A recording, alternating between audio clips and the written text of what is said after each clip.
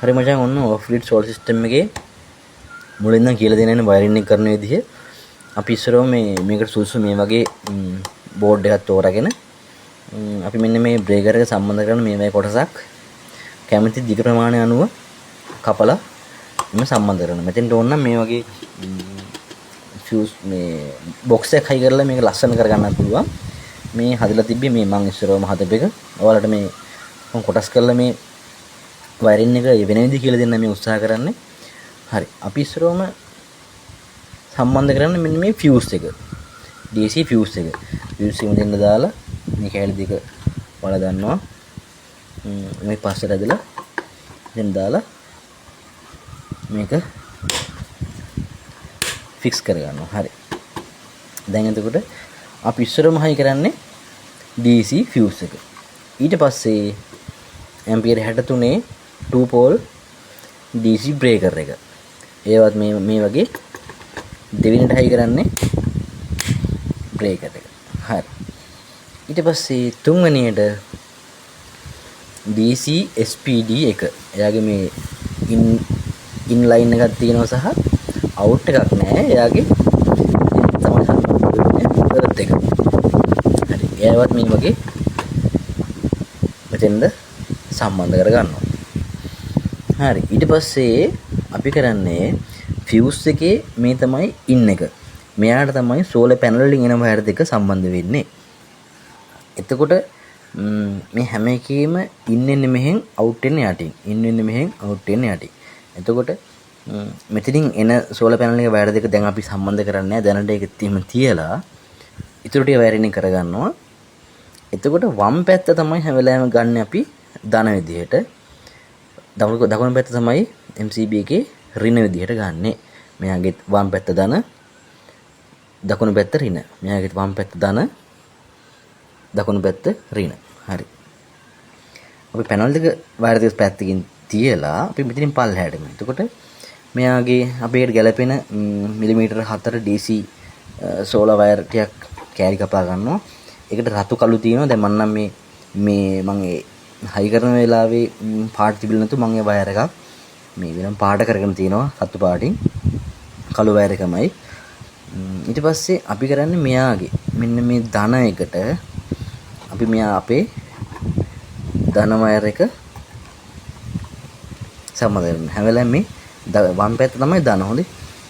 එසේ ධන වයර් එක සම්බන්ධ කරගෙන එයා කෙලින්ම යනවා අපේ ඇම්පියර් 63 බ්‍රේකර් එකට ඉන් එන්නේ කොහාටද? දකුණු පැත්ත. සෝරි වම් පැත්තට.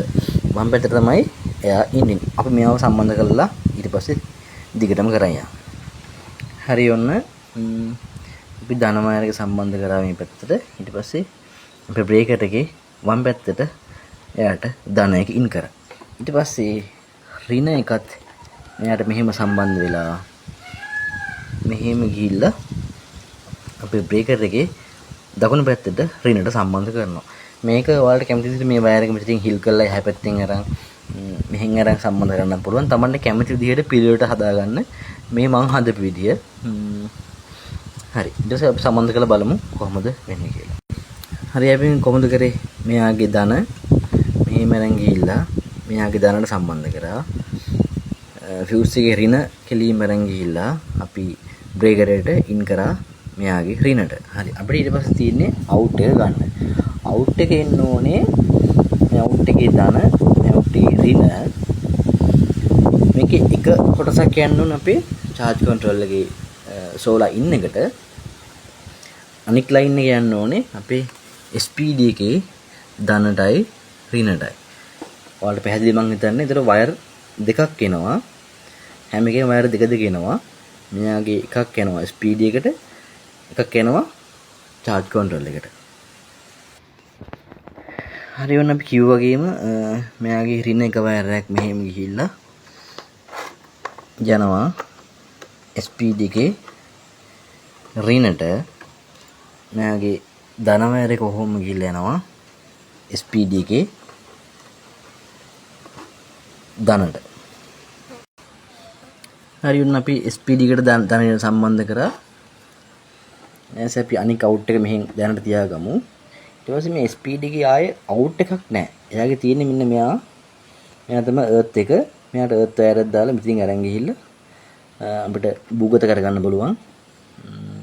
හරි. එතකොට මේක තමයි අපේ DC සිස්ටම් එකේ වයරින් එක. මෙයාට ඕනනම් මේ වගේ බොක්ස් එකක් හයි කරලා මේ ලස්සන කවර් කරලා තියාගන්න පුළුවන්. හරි. ඊට පස්සේ අපි මෙයාගේ අපේ සෝලා පැත්තේ අවුට් එක charge control එකට සම්බන්ධ වෙන විදිය ඊළඟ වීඩියෝ එකෙන් බලමු.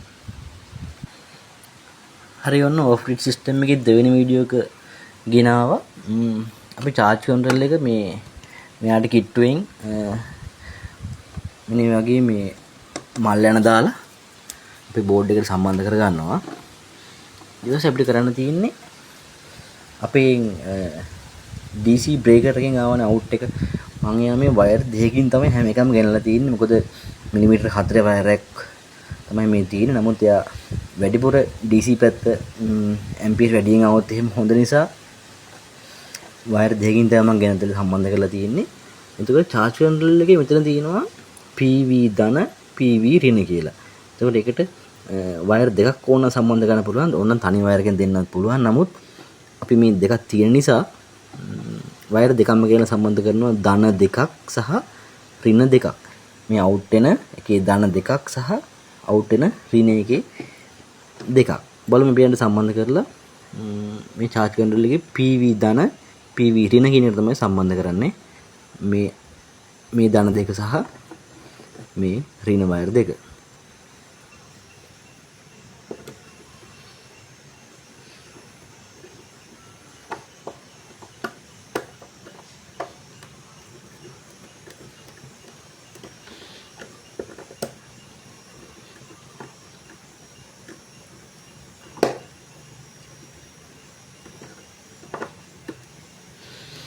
මේ විදිහට සම්බන්ධ කරලා ධන එක ඊට පස්සේ අපි ඍණ වයර් දෙකත්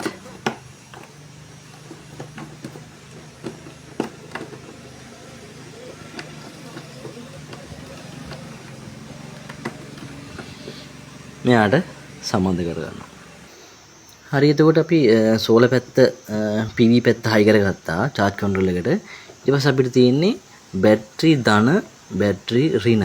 දැන් මේකෙත් කොටස් දෙකක් තියෙනවා. කමන්නේ යාට අපි වයර් දෙකම සම්බන්ධ කරලා අරන් ගියාම ගොඩක් හොඳයි. ඒකට ලොකු ඇම්පියර් එකකට අර යන්න පුළුවන්. ඊට පස්සේ බැටරි ඍණ එකෙත් දෙකක් තියෙනවා. අපි යාටත් මේ වගේ වයර් දෙක සම්බන්ධ කරලා අපි බැටරියට අරන් යන්න පුළුවන්. අපි බලමු මෙයාට ධන දෙක මෙතනින් හොඳට බලලා සම්බන්ධ කරන්න. හරි ඊට පස්සේ බැටරි ඍණ අපේ වයර් දෙකත් මේකට සම්බන්ධ කරනවා. හරි ඔන්න ඔය ආකාරයට තමයි අපි අවුට් වෙන සෝලර් ලයින් එකේ පැනල් ධන දෙක අවුට් වෙන පැනල් දෙකේ ඍණ දෙක සහ බැටරි ධන දෙක බැටරි ඍණ වයර් දෙක සම්බන්ධ. ඊට පස්සේ අපි මේ විදිහට පල්ලෙහාට බැටරි ලයින් එක වෙනමත් PV ලයින් එක වෙනමත් ඔහොම සම්බන්ධ කරගන්නවා. charge control එක වයරින් කරගන්නේ ඔන්න ඔය විදිහට. අපි ඊට පස්සේ වීඩියෝ එකෙන් බලමු කොහොමද ඊටු ටික කරගන්නේ කියලා.